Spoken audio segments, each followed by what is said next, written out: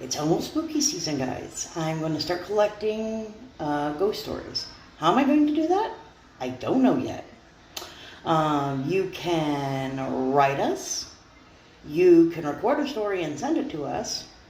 Or I'm going to try to do a few lives where you can come up on the panel and tell them, depending upon how you're most comfortable. Leave a comment, tell me how you want to share your story in the month of October. And this is a football week for Joseph and anybody else who is into the football sport. This shout out has nothing to do with that, so we're going to get on to that. Ready? Here we go. Shout out time. Here's a shout out just for you. You support me, so as for you. Our shout out is for our friend Ghostly Whispers Paranormal. In case you didn't guess, they're a paranormal channel. It says we are a paranormal channel based in the land on Under, which is Australia. Seeking evidence at ghostly spirits, witnessing paranormal, capturing it on camera. Very interesting channel. They do lots of investigations. We're hoping to do a couple in the month of October. Got a couple churches possibly lined up. So look forward to that. Anyway, check out our friends, Ghostly Whispers Paranormal. They are awesome, and so they definitely need at least a peek. Like, share, comment, let them know we saw you by, and have a good day. Go ahead. Tell us something interesting. Well, since we're getting ready to kick off the NFL football season for this year, coming along Thursday, I decided to go ahead and give a little bit of history preview for the team that I, dearly love and follow, and they've been through, this will be their third place that they've gone to now. The Raiders, originally Oakland, over to Los Angeles, back to Oakland, and now they are in Las Vegas.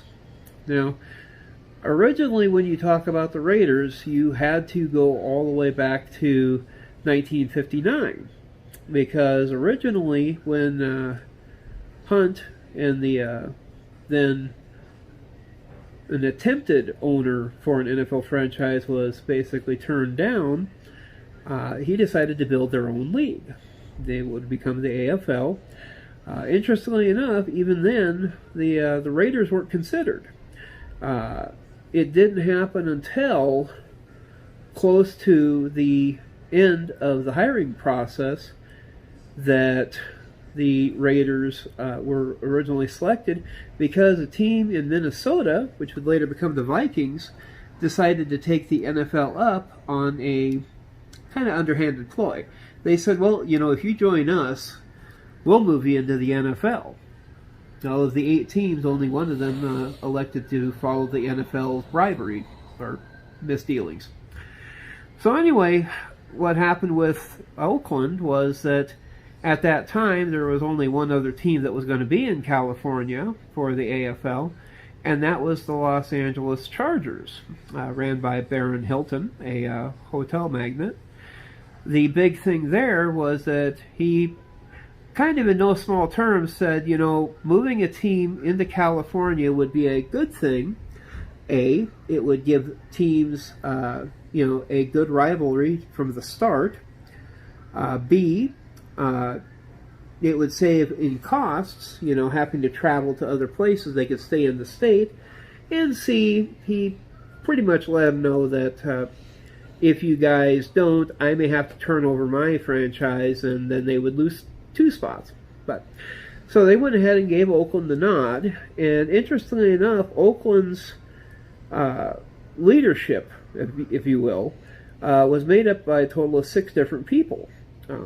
A couple of them, F. Wayne Valley and McGaw, later were well-known owners and stuck it out, while the other 4 minor people eventually sold off their stocks over the course of the next 2 years.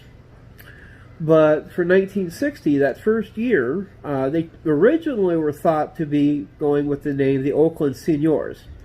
A lot of local jokes were raised because of that idea. So that's when they decided to go for the Raiders before the 1960 season began. They reached out and were able to talk a San Francisco native, Eddie Erdelatz, into becoming their first coach. Interestingly enough, he was an assistant coach at Navy. And he also was able to be talked into him so that he wouldn't join the NFL's Redskins or the Los Angeles Chargers. That first year, they did struggle a little bit because they were the last team of the 8 to select their players because, well, all their picks were picked up by the Minnesota franchise, and then when Minnesota balked, those players were free to sign with whoever they wanted to. So thusly, they were kind of low men on the totem pole. For the 1960 year, they had a 42-man roster. Normally it's 53 now. It had 28 rookies and 14 veterans. So needless to say, they were a, quite wet behind the ears club, but they managed to pull off a future of 6-8 for that first year, with 2 Hall of Famers on that roster. You had Jim Otto, one of my favorites. You also had Tom Flores, who would later go on to become their coach and win 2 Super Bowls. Anyway, in 1961, the second year, Erdelatz was let go after just 2 games. He had some really awkward ideas on teaching his team how to tackle, how to defend against the passes. So they wound up saying, we're going to move up the offensive line coach, Marty Feldman. The team would finish with a record of 2-12. Not very inspiring. As the season went to the next year in 62, Feldman began the season as coach, but after an 0-5 start, he was let go. An Oklahoma native and former assistant coach, Red Conkright, was brought in. The team wound up going 1-8 under him and leading to a 1-13 record.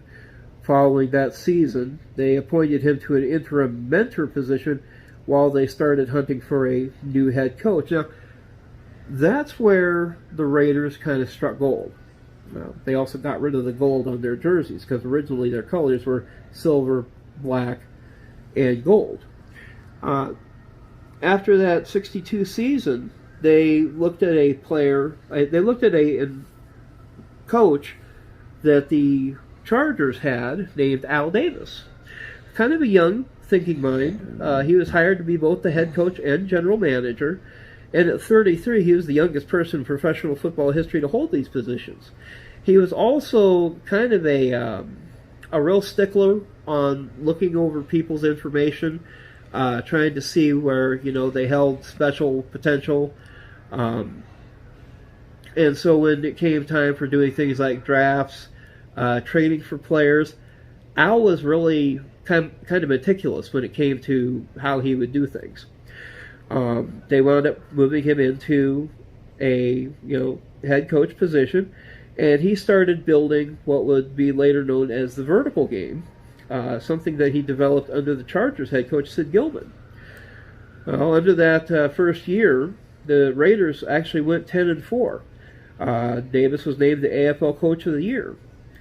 Now, about the same time, one of the first things to mention, when the Raiders were first named a team, they didn't even have a home stadium.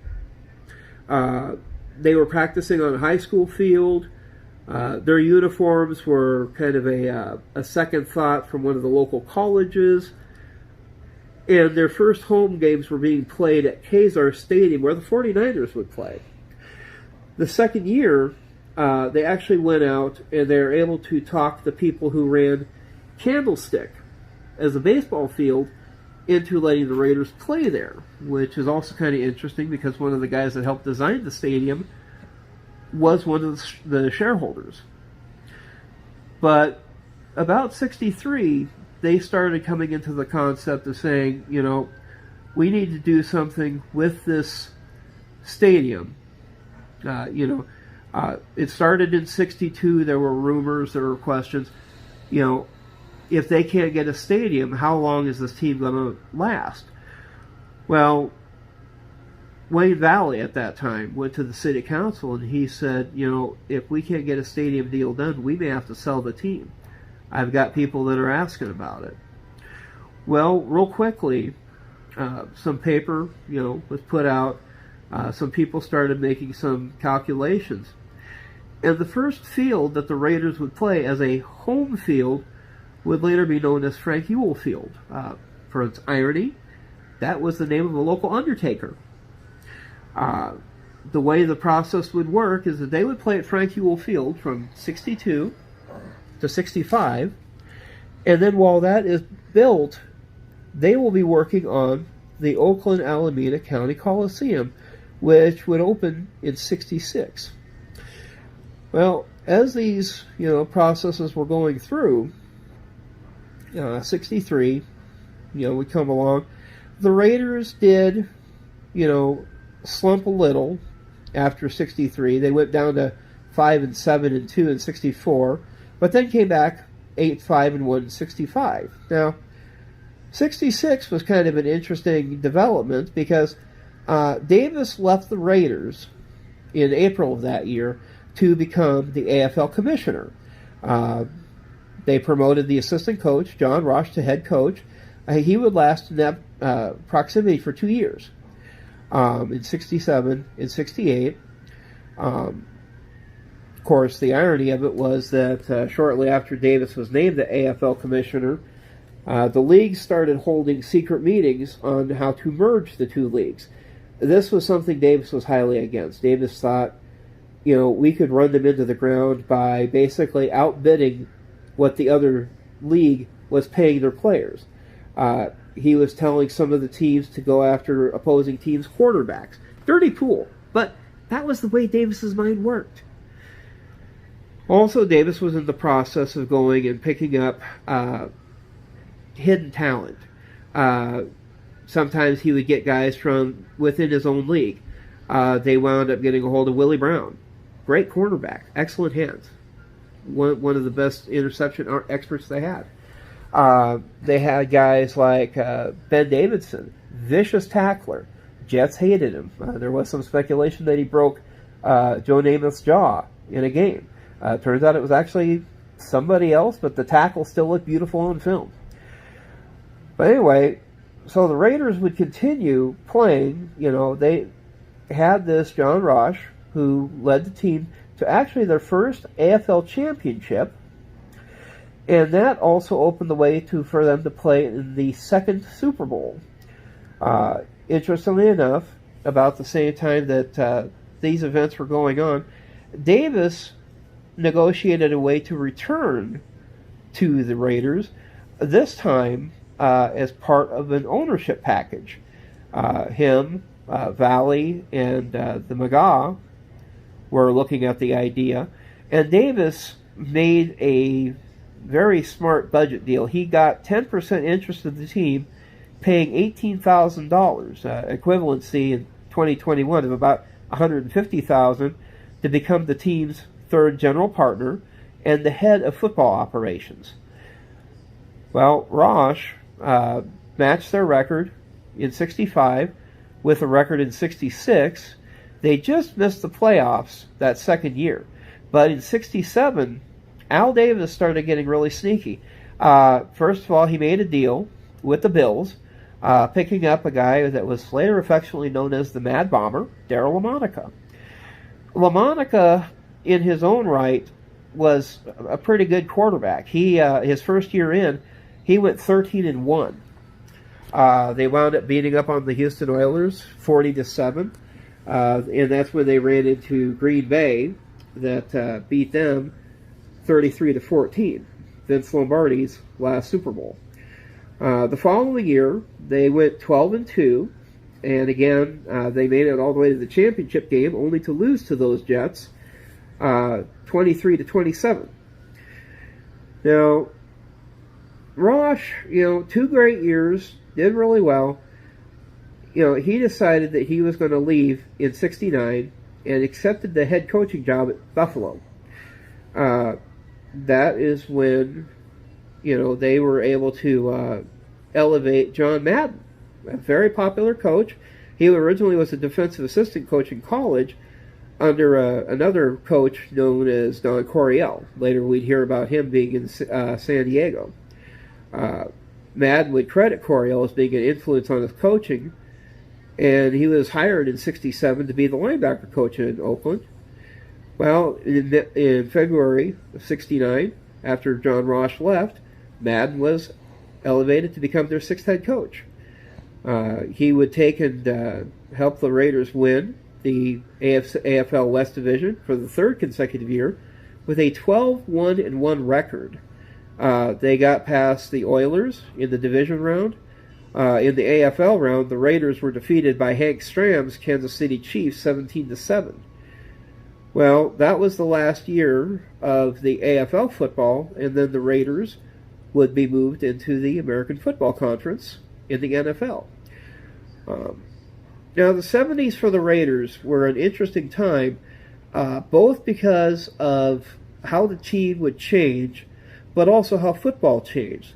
Oakland, you almost want to say that they were the revolving door for Super Bowl winning teams. The Dolphins would get past them, the Dolphins would win the Super Bowl. The Colts would get past them, the Colts would win the Super Bowl. The Steelers would get past them, the Steelers would win the Super Bowl. It just kept working in that pattern. Kansas City beat them, Kansas City went on and won the Super Bowl. The Raiders also started working up with adding players to their roster that would help the Raiders get over that hump. They already had Otto. They picked up a couple guys for their line. They got tackle Art Shell. They got Gene Upshaw. One of the key pieces was that they got Ken Stabler, and they also got him a couple really great targets in Dave Casper and Cliff Branch. Fred Biletnikoff joined the club in the late 60s. And so, as the team was being built, by the time 1976 came around, you had a Raider team that was strong, but they also got tired of being pushed around.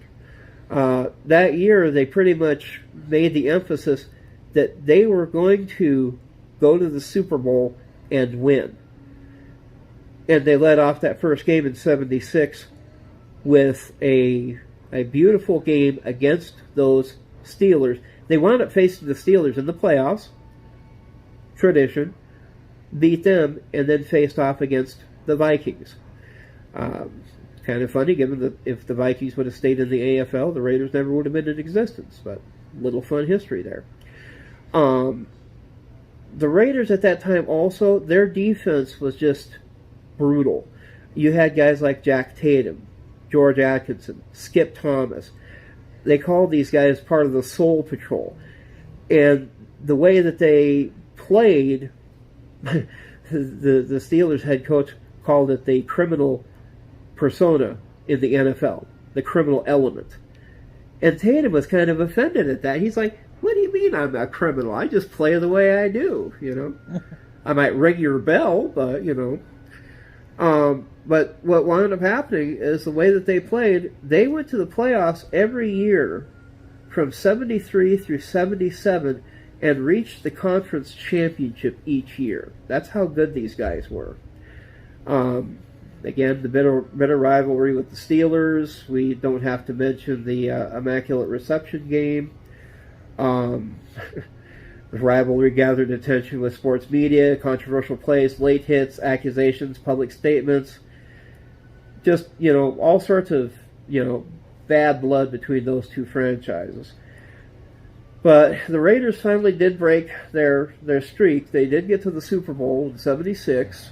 They beat the Vikings just with an absolute set of beautiful plays, multiple turnovers. Probably one of the most famous interceptions for the Super Bowl was when Willie Brown picked off Fran Tarkenton, and you could watch him just running down the sidelines for 75 yards for the end zone. Beautiful play. The following year, they got upset in the division title. It first had the great game against the Colts, which was known as Ghost to the Post, because of a beautiful play that Dave Casper had. But then they went to the AFC Championship against the Broncos, and it really surprised a lot of people because, Jim Lytle had fumbled the ball, and the officials blew the call. Of course, the Broncos would later go on to blow their own game against the Cowboys in the Super Bowl, so won't cry too many tears over that. But Madden would leave coaching in '79. His replacement was the venerable Tom Flores, first Hispanic head coach in NFL history, long before the NFL ever got on the minority wagon, which is really funny that they won't name anything for the Raiders except penalties, but we had a lot of firsts in our club. We had Art Shell, who had become the first black head coach, Tom Flores, first Hispanic head coach, and it was kind of crazy. 79 was an interesting year. They had missed the playoffs, and of course, with all the attempt for the Raiders to move to Los Angeles in the 1980s, the team was kind of in a pickle on all the chaos that Al Davis was doing. The team kind of got shuffled there because Ken Stabler left. He wanted a raise in his contract, and Al Davis responded by trading him to the Houston Oilers. They got Dan Pastorini, who, interestingly enough, Al Davis originally wanted to draft way back when, but Pastorini started the year, but then Pastorini wound up breaking his leg in a game against the Kansas City Chiefs. Well, when he broke his leg, the Raiders, they had a rookie on the bench in 1980, but they also had a really old veteran who had won the Heisman, and he was mostly just trying to play for a spot and get his years in so he could qualify as a veteran, and so they elevated Jim Plunkett. Now, first game in, Jim Plunkett was part of. He was just trying hard. You've got to give him credit for that. Plunkett threw 5 interceptions that first game. But then he would rally that team and finish at 11-5. That postseason, they got in a wild card. They would wind up facing off against their former quarterback, Ken Stabler. The defense that the Raiders were, working with worked out really well because they had a guy named Lester Hayes, a.k.a. the Judge, and he had a fabulous year that year. He had it's either 10 or 12 interceptions. He picked off Ken Stabler in that game and ran it back for 6. Then the second playoff game that they had to play against the Cleveland Browns in what was affectionately known as Red Right 88. The Browns were driving for the winning field goal when they threw a beautiful interception to a guy named Davis who couldn't catch any time during the year, but he managed to get the ball and hang on. And so the Raiders would win that one in Cleveland, 14-12. And then they managed to hang on in a high-scoring affair against the AFC West champion Chargers to get to their third Super Bowl. Actually, to their second Super Bowl. Whoever typed this up got it wrong. Now, when they went to that Super Bowl 15, they were facing off against Dick Vermeil's Eagles. They'd played the Eagles earlier in the year and lost. Well, this time, the Raiders started off strong, 14-0 lead, behind 2 touchdown passes. Cliff Branch got a third touchdown, 21-3 in the third quarter. Interestingly enough, one of the best receivers the Eagles had wasn't even wearing an Eagles jersey. They would be throwing against the Raiders in that Super Bowl, but their defense was just, they wound up picking off Jaworski 3 times during that game. Just, the guys are like, "Are you sure you're playing for us?" Well, yeah, we thought we were. But Rod Martin, would pick him off 3 times. It was a Super Bowl record. Plunkett would be named the Super Bowl MVP after passing for 261 yards, 3 touchdowns.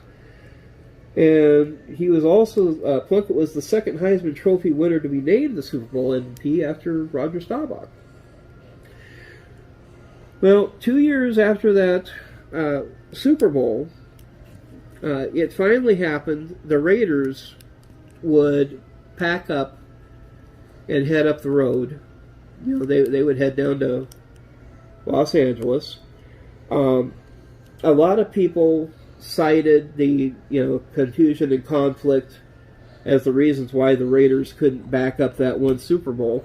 But in '83, they made it back to the Super Bowl, and they put together probably one of the strongest defenses that anybody had ever seen. At that time, they still had Lester Hayes, which was pretty dominant on the one corner spot, but then they also got a hold of Michael Hayes on the other side. And when you've got 2 key corners like that, it really makes it hard for a team to use their wide receivers. They also had a safety, Van McElroy, and of course then they had their line, which was just a brutal thing to take and run against. You had Ted Hendricks, you had Matt Millen, you had Howie Long, who was really young back then. There was a lot of guys that, Lyle Alzado, that loved to hit, and they pretty much owned the Redskins throughout that whole game. Even in the first half, they scored 3 touchdowns on offense, defense, and special teams. Just a beautiful way that they could take and operate. But like every good team that everybody was in their 30s, about 3 or 4 years later, a lot of their guys retired, and they tried to replace some of the guys. Tom Flores would eventually resign as being head coach. They brought in Shanahan. Plunkett was told that they wouldn't need him anymore, and so the Raiders would start shopping for other quarterbacks. They did draft Steve Breuline, which he worked half of the time. Jay Schrader was picked up from the Redskins, so they tried to keep that offense going. The Raiders, on their running game, they did get Marcus Allen back in '82, and up until he started getting in an open conflict with Al Davis, he was still a valuable member when Al would let him play. It's one thing I've never understood about Al, what his problem was there. And then he made it even more funny is you had Al Davis and you had Bo Jackson in the same backfield. That should be an easy way to win games. But a couple years later, the Raiders went out. They got Art Shell, turned him into the head coach. A couple years later, they tried to work with Todd Marinovich as a quarterback. And eventually they wound up going out and getting Jeff Hostetler from the Giants. But as the 90s went along, they had new additions. In the draft, they got Tim Brown, who was, all-world wide receiver. About the only guy that was better at the time was probably Jerry Rice. Jerry Rice only had 2 primary quarterbacks to deal with, whereas Tim Brown was working with about 8 or 10 different quarterbacks throwing at him, but still got a ton of receptions, tons of yardage. But as the 90s went along, the Raiders tried to find options for running backs.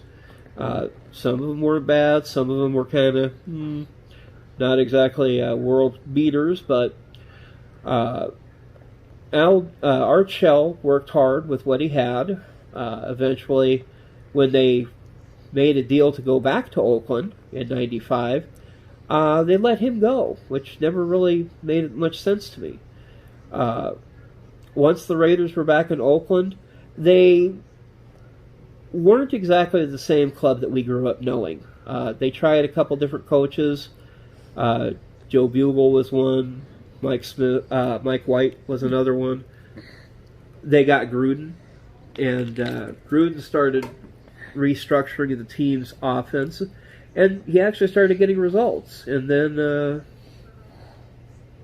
Al Davis traded him away. They made it to the playoffs 3 times. They went in twice with Gruden, and then with Callahan in 2002. And the irony of it was that if they would have played any other team in the Super Bowl that year, they probably would have won a championship. But they wound up having to play the one guy who knew that team inside and out. They had to face Gruden and the Bucs, and we know how that one turned out. But anyway, as the team went on, there were more efforts to try to get the Raiders a new stadium, a better stadium. The conditions in the stadium were just deteriorating. The team on the field, after the Super Bowl, it was like they were just getting old before our eyes, where they would usually be able to kill a play. They'd let the opposing team come back and win. Players were getting hurt. They were having to try to come back and replace, their quarterback. I think in one year it was so silly because they wound up having to use like 6 quarterbacks in one season. And finally, Callahan was released. They brought in Norv Turner, which I always nicknamed him Stomach Turner because I couldn't stand the way he would coach. They brought in Kerry Collins, who, don't get me wrong, he had good yardage. The problem is that great yardage does not always mean wins. In the couple of years that he was their quarterback, he had 5 wins and 4 wins. And then finally, the one year, they dropped all the way down to 2 wins. That was when they got the number 1 pick.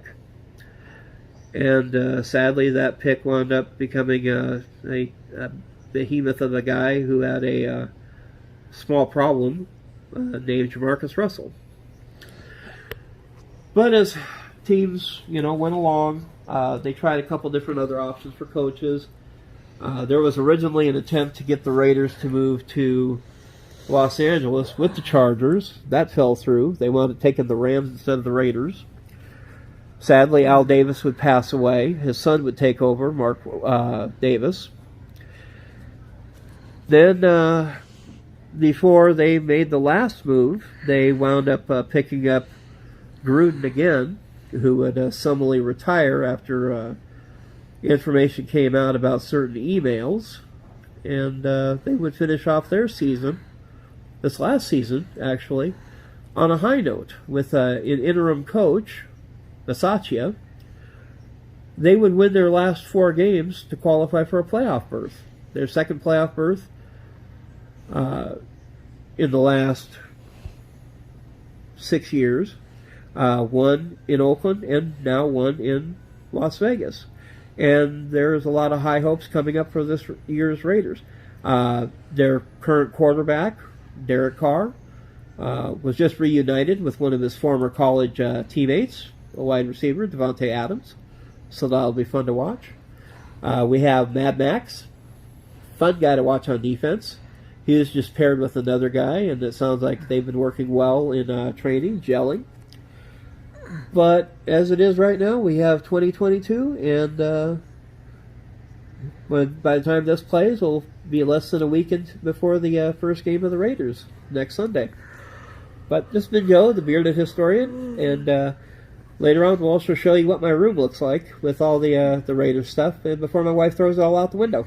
So. I would never do that. I would sell it on eBay. Exactly. Pay for my daughter's graduation, their college degrees. So she ever decides what she wants to do. Exactly.